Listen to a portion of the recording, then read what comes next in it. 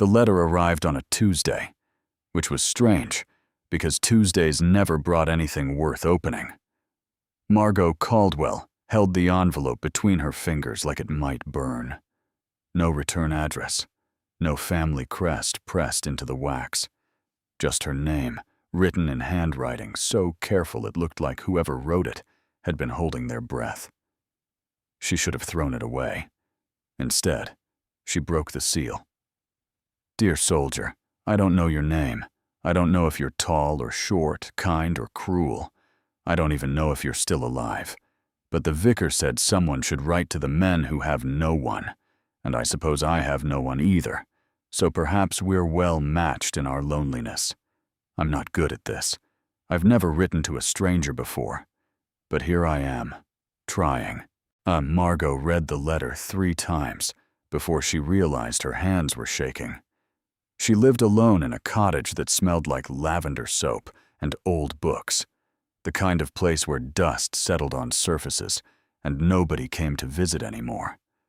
Her husband had died 4 years ago. No children, no close family.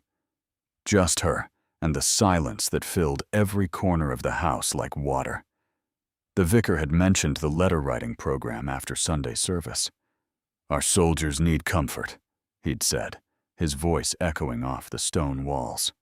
"Even a few kind words can save a man's spirit." Margot hadn't planned to participate. What did she know about comforting anyone? She could barely comfort herself. But that night, sitting at her writing desk with the lamp casting long shadows across the room, she'd picked up her pen. Yet the paper had felt rough under her palm. The ink had smelled like metal and earth. She wrote because the silence was too heavy, because her hands needed something to do besides fold laundry and polish silver that nobody would ever use. Because maybe, somewhere out there, someone else was just as alone as she was. She'd addressed the letter to Unknown Soldier, 3rd Regiment, and sent it off without thinking too hard about who might read it. She never expected a reply. But here it was. Real, solid, proof that someone on the other end had received her words and decided they mattered enough to answer. "Dear kind stranger, your letter found me in a trench that smells like wet wool and gunpowder. I won't lie to you. It's not a pleasant place, but when the courier handed me your envelope, something shifted. For 5 minutes, I wasn't cold. I wasn't afraid. I was just a man reading words written by someone who cared enough to try. You said you're not good at this. I think you're better than you know. My name is William. I can't tell you more than that. Regulations, you understand. But I can tell you that your lavender soap comment made me smile. My mother used lavender soap. I haven't thought about that in months. Would you write again? Please." Margot pressed the letter to her chest and closed her eyes. She wrote back that same evening. Then she wrote again 3 days later, and again the following week. The letters became a rhythm, like breathing. She told him about the garden she was trying to grow, even though she'd never been good with plants. About the neighbor's cat that visited her windowsill every morning. About the way the church bells sounded different when it rained. Small things, normal things, the kind of details that felt too ordinary to matter. But William wrote back every time. He told her about the stars over the battlefield, how they looked the same as the ones over England, but felt different somehow. About the men in his unit, who sang old songs to keep their spirits up. About the way tea tasted better when you hadn't had it in days. He never told her what regiment he was really in, never mentioned where he was stationed, never signed his letters with anything more than William, and Margot never asked for more. 3 months passed like this. 3 months of letters crossing an ocean of distance, carrying words that felt more intimate than anything Margot had shared with her own husband. What William knew about her fear of thunderstorms, about the way she talked to herself when she cooked, about the dream she'd had once, of traveling to places she'd only read about in books. She knew he drank his coffee black, that he'd wanted to be a teacher before the war, that he had a scar on his left hand from a childhood accident involving a kitchen knife and a very stubborn potato. They knew each other in the way people do when words are all they have. Then one morning, Margot opened her door to find a man standing on her doorstep. He was tall, broad-shouldered, dressed in a military uniform, so clean it looked like it had never seen combat. His dark hair was combed back from a face that might have been handsome if it wasn't so carefully blank. "Mrs. Caldwell." His voice was deep, formal. She had the kind of voice that belonged to someone used to giving orders. "Yes?" Margot's heart hammered against her ribs. "I'm here about the letters." The world tilted. Margot gripped the doorframe. "Is he—" She couldn't finish the sentence. Couldn't make herself say the word that would break everything apart. "He's alive." The man's expression softened slightly. "But there's something you need to know." "What?" The man reached into his coat and pulled out a sealed envelope. The paper was thick, expensive, the kind used by people with titles and land and power. "William isn't who you think he is." Margot took the envelope with numb fingers, broke the seal, read the words written in handwriting she would have recognized anywhere. "Dear Margot, forgive me. My name is not William. It's Nathaniel Gray, Duke of Ashmont. I never meant to deceive you." The letter slipped from Margot's hands and fell to the floor. The soldier, no, the Duke, standing on her doorstep, watched her carefully, like he was waiting for her to scream or faint or slam the door in his face. Margot did none of those things. Instead, she looked up at him with eyes that had seen too much loneliness to waste time on anger. "Why?" Her voice came out steady, which surprised her. "Why lie to me?" The Duke, Nathaniel, took a breath that seemed to cost him something. "Because for 3 months, you wrote to a soldier, not a duke, not a man with a title and responsibilities and 100 people watching his every move. Just William, a man in a trench who needed to hear that someone, somewhere, cared enough to try." He paused. "Then I needed that more than I've ever needed anything in my life." Margot stared at him, at this stranger who wasn't a stranger, at this man who'd held her words in his hands and written back with an honesty she'd never found in her own marriage. "You should have told me." "I know. I would have understood." "I know that too." His jaw tightened. "But I was afraid." "Of what?" "That you'd stop writing to me. That you'd see the title instead of the man. That I'd lose the only real thing I've had in years." The morning air felt too thin, too sharp. Margot bent down, picked up the fallen letter, and read the rest. "I'm coming to see you.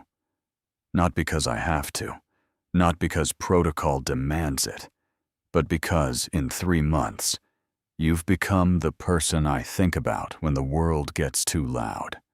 And I need to know if the woman behind those letters is as extraordinary as I believe she is. I'll understand if you turn me away, but I hope you won't." Nathaniel Margot looked up.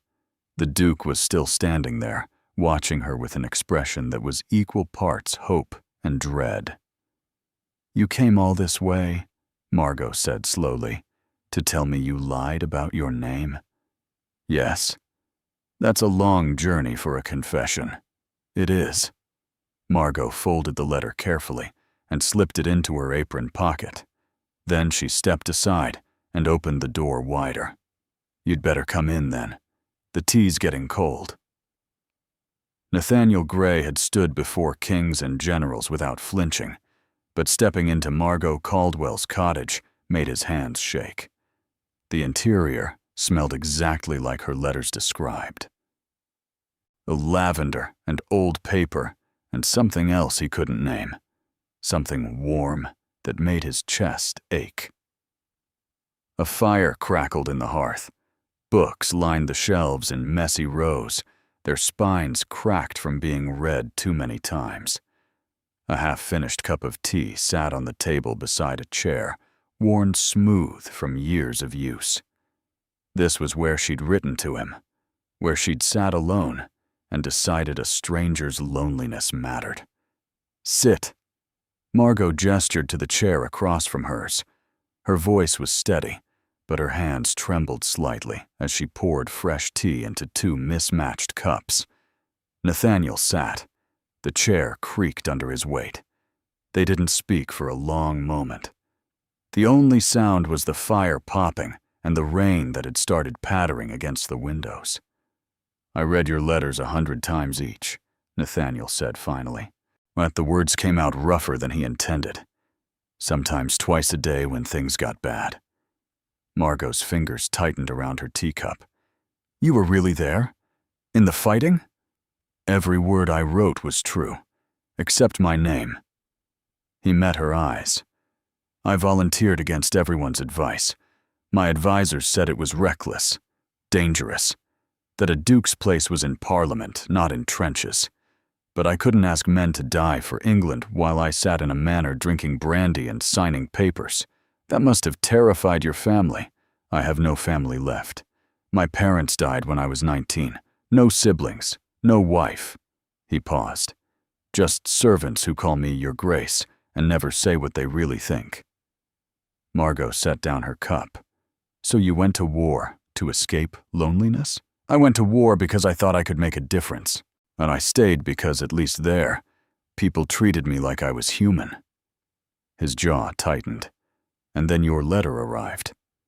The vicar said I should write. I almost didn't." "Why did you?" Margot looked down at her hands. They were older hands than he'd imagined, marked with small scars and calluses, hands that had worked and grieved and survived. "Because I was tired of talking to empty rooms. Because I thought maybe someone else understood what it felt like to wake up every day and wonder if anyone would notice if you disappeared." The honesty in her voice hit him like a physical blow. "I would have noticed," Nathaniel said quietly. "If you'd stopped writing, I would have noticed." Margot lifted her gaze. Her eyes were brown, deep and sad and searching. "You don't know me. Not really. You know the woman in letters, though that's not the same as knowing a person. Isn't it?" He leaned forward. "I know you sing when you're nervous. I know you cry during rainstorms because they remind you of your husband's funeral. I know you keep a pressed flower from your wedding day in a book you never read because it hurts too much to look at, but you can't throw it away." Margot's breath caught. "I know," Nathaniel continued, his voice dropping lower, "that you write with your left hand even though someone tried to train it out of you as a child. That you talk to the neighbor's cat like it understands you. That you're afraid of becoming invisible, of mattering so little that you could vanish and the world would just keep turning." A tear slipped down Margot's cheek. She wiped it away quickly, almost angrily. "You shouldn't know those things about me." "But I do. And you know things about me that no one else does. You know I'm afraid of failing the men who depend on me, that I haven't slept properly in 2 years, that sometimes I stand in my library and wonder what the point of having 1,000 books is if there's no one to talk to about them." The rain grew heavier outside, drumming against the roof like impatient fingers. "Why didn't you tell me the truth from the beginning?" Margot's voice cracked slightly. "Did you think I'd treat you differently?" "Yes." The admission cost him. "Everyone does. They see the title before they see me. They measure their words, watch their manners, say what they think I want to hear instead of what's true. So you lied. So I became someone who could be honest." Nathaniel ran a hand through his hair, disturbing its careful arrangement. William was free in a way Nathaniel Gray has never been. William could tell you about his fears without worrying it would show weakness. Could admit he was lonely without it being a scandal. Could write to a woman and mean every word without a dozen people analyzing his intentions. Margot stood abruptly and walked to the window. Her reflection was a ghost in the rain-streaked glass. "I wrote to a soldier," she said softly. "A man with nothing but mud and fear and the possibility of death. I wrote because I thought my words might give him comfort when he had nothing else. They did. But you have Babamtum and everything else. Estates, money, power. Why would my letters matter to someone like you?" Nathaniel stood too, but didn't move closer, because everything else is just noise. Your letters were the only real thing in my life." She turned to face him. "And now? Now that you're here, standing in my cottage with your fancy uniform and your duke's title and your 100 lies? Now I'm asking if we can start over." He held her gaze. No more pretending. No more hiding behind false names. Just two people who know what it means to be lonely, trying to figure out if there's something here worth holding on to. Margot studied him for a long moment. He could see her weighing his words, testing them for truth, the way she might test ice before walking on it. "I don't know how to talk to a duke," she said finally. "Then don't. Talk to me the way you did in your letters." Nathaniel took a careful step forward. "Talk to William." "William doesn't exist." "Yes, he does. He's just another part of Nathaniel Gray. Oh, the part that's been buried under responsibility and expectation and years of being told that feelings are weaknesses." His voice roughened. "The part that you brought back to life." The fire crackled loudly, sending sparks up the chimney. Margot crossed her arms, but her expression had softened slightly. "If I agree to this, to whatever this is, I need you to promise me something." "Anything. No more lies. Not small ones to spare my feelings. Not big ones to protect yourself. If this matters to you the way you say it does, then you owe me the truth. Always." Nathaniel felt something tight in his chest loosen. "I promise." Margot nodded slowly, then walked back to her chair and sat down. After a moment, she picked up her teacup and took a sip. "Your tea's gone cold," she said. It was such a normal thing to say. So perfectly ordinary that Nathaniel almost laughed. Instead, he sat down across from her and picked up his own cup. "Tell me," Margot said, her voice carefully neutral, "what does a duke do when he's not reading letters from lonely widows?" And just like that, they began again. The afternoon stretched into evening, and Nathaniel Gray discovered something he'd forgotten existed: easy conversation. Margot made more tea. Then she brought out brown bread and butter and jam that tasted like summer. They sat across from each other at her small table while the rain continued its steady rhythm against the windows, and they talked. Not like a duke and a widow. Like two people who'd been friends long before they'd ever met.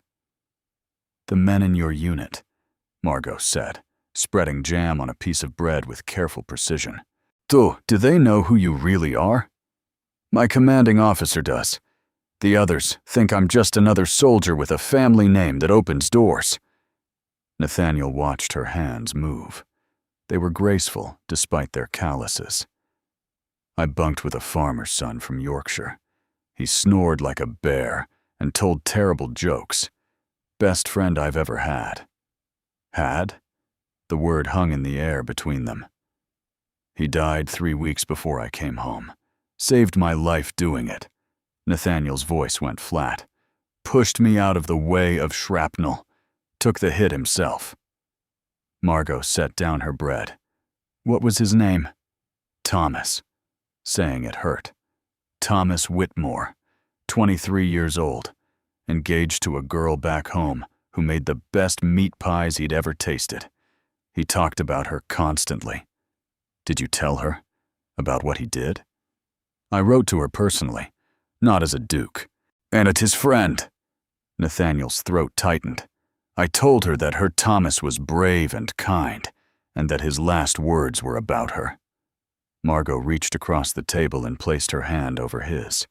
The touch was simple, warm, real. "That's why you came here," she said softly. "Not just because of the letters, but because Thomas died, and you're still alive, and you needed to do something that mattered." Nathaniel looked down at their joined hands. "I came because you're the only person who writes to me like I'm worth knowing, not worth serving, not worth fearing, just worth knowing." "You are worth knowing." Margot's fingers tightened around his.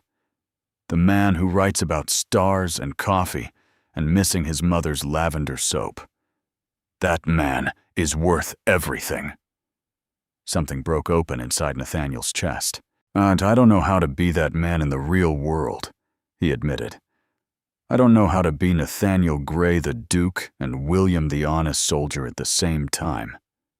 "Then maybe you need to figure out how to be both." Margot pulled her hand back gently, but her eyes stayed on his. "Maybe you need someone who sees all of you and doesn't run away. And if I asked you to be that someone?" The question fell between them like a stone into still water. Margot stood and walked to the window again. Outside, the rain had softened to a drizzle. The sky was turning silver at the edges. "I'm not a duchess," she said finally. "I don't know how to curtsy properly, or host fancy dinners, or wear the right gloves for the right occasions. But I'm a widow who lives in a cottage and talks to cats and writes letters, because it's better than silence." "I'm not asking you to be a duchess." Nathaniel stood too, crossing the room until he was standing beside her, close enough to feel her warmth, but not close enough to crowd her. "I'm asking if you'd be willing to keep writing to me, keep talking to me, keep being exactly who you are." "That's all you want?" "No." He turned to look at her profile, backlit by the fading storm. "I want more than that.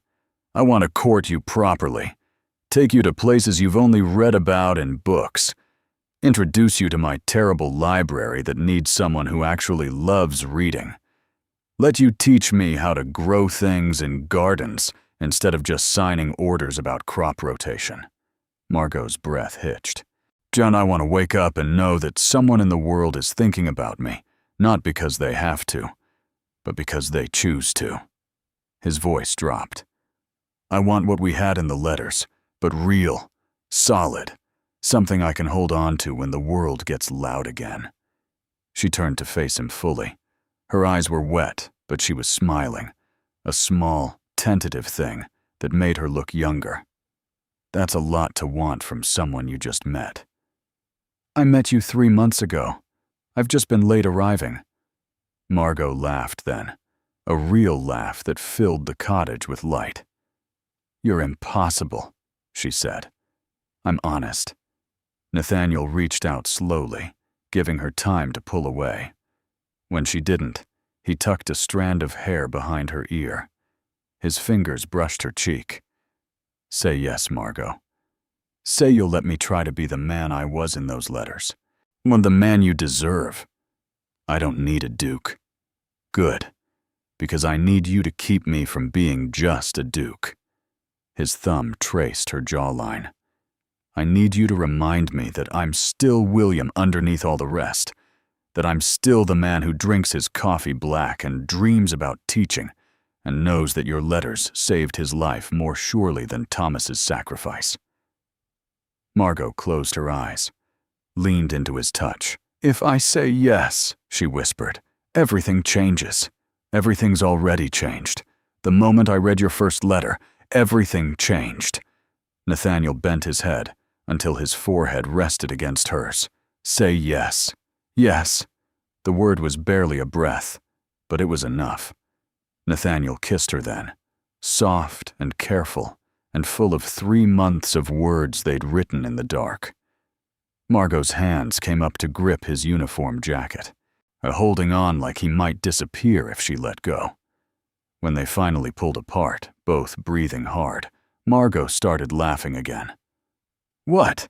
Nathaniel couldn't stop smiling. I was just thinking, the vicar is going to be absolutely insufferable when he finds out his letter-writing program resulted in this. In what? In a duke standing in my cottage, kissing me like I'm the most important thing in England.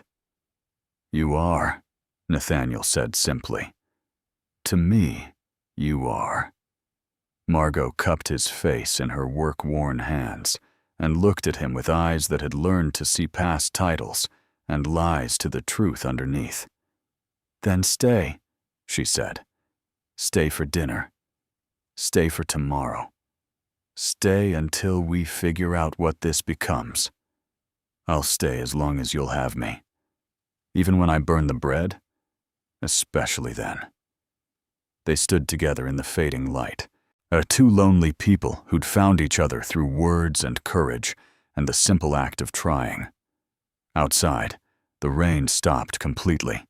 The clouds parted, and through Margot's window, the first stars began to appear. The same stars Nathaniel had written about from the battlefield, now watching over something infinitely more precious than survival. They were watching over a beginning, and for the first time in years, both Margot and Nathaniel believed that beginnings were possible. That love could grow from letters and honesty, and the brave choice to let someone see you completely. That happy endings weren't just for stories. They were for soldiers who became dukes, and widows who dared to write to strangers, and two hearts that refused to stay lonely when they'd finally found home. Did Margot and Nathaniel's story touch your heart?